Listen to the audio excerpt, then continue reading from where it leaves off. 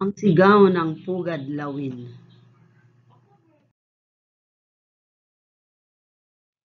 Ito ay kilala rin sa tawag na Sigaw ng Balintawak. Ay ipinahayag ng Katipunan at naging simula ng himagsikang Pilipino laban sa Imperyong Kastila upang makamit ang kasarinlan.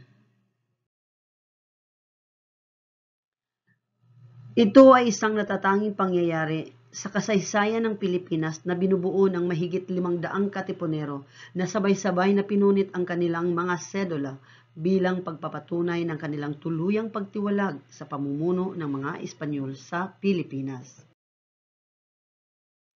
Ito ay naganap noong Agosto 23, 1896 sa pamumuno ni Andres Bonifacio, ang Supremo ng Katipunan. Ating balikan ang kasaysayan.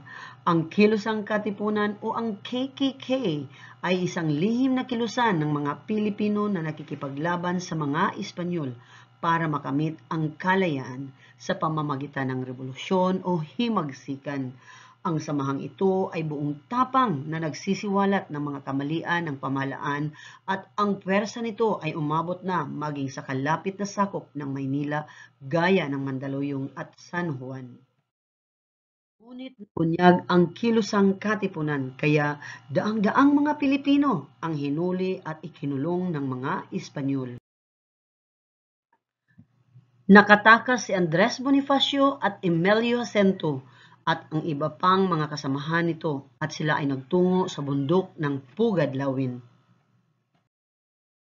At dito sa Pugadlawin, tinipo ni Andres Bonifacio ang mahigit na 500 na mga katipunero at napagkasunduan ng samahang ito na simulan na ang revolusyon o himagsikan laban sa mga Kastila o sa mga Espanyol.